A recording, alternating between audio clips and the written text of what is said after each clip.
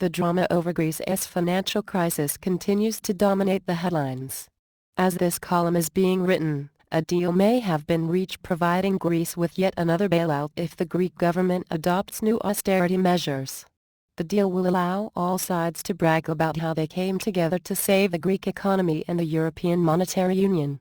However, this deal is merely a band-aid, not a permanent fix to Greece's problems. So another crisis is inevitable. The Greek crisis provides a look into what awaits us unless we stop overspending on warfare and welfare and restore a sound monetary system. While most commentators have focused on Greece's welfare state, much of Greece's deficit was caused by excessive military spending. Even as its economy collapses and the government makes minor cuts in welfare spending, Greece's military budget remains among the largest in the European Union. Despite all the hand-wringing over how the phony sequestration cuts have weakened America's defenses, the United States military budget remains larger than the combined budgets of the world's next 15 highest-spending militaries. Little, if any, of the military budget is spent defending the American people from foreign threats. Instead, the American government wastes billions of dollars on an imperial foreign policy that makes Americans less safe.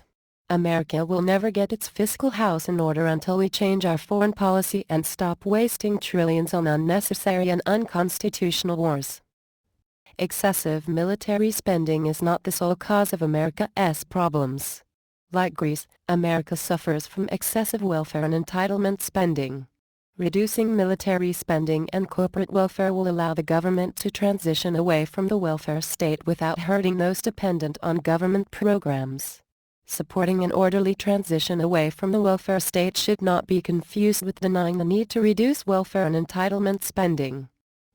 One reason Greece has been forced to seek bailouts from its EU partners is that Greece ceded control over its currency when it joined the European Union.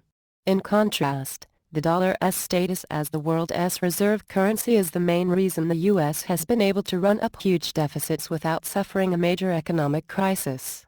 The need for the Federal Reserve to monetize ever-increasing levels of government spending will eventually create hyperinflation, which will lead to increasing threats to the dollar's status.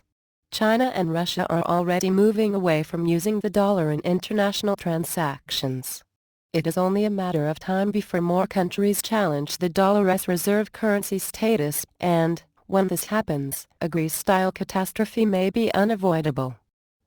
Despite the clear dangers of staying on our recent course, Congress continues to increase spending. The only real debate between the two parties is over whether we should spend more on welfare or warfare. It is easy to blame the politicians for our current dilemma.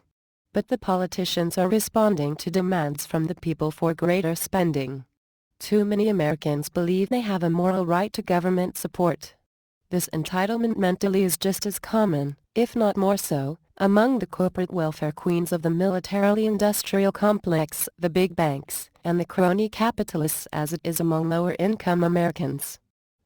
Congress will only reverse course when a critical mass of people reject the entitlement mentality and understand that the government is incapable of running the world, running our lives, and running the economy. Therefore, those of us who know the truth must spread the ideas of, and grow the movement for, limited government, free markets, sound money and peace.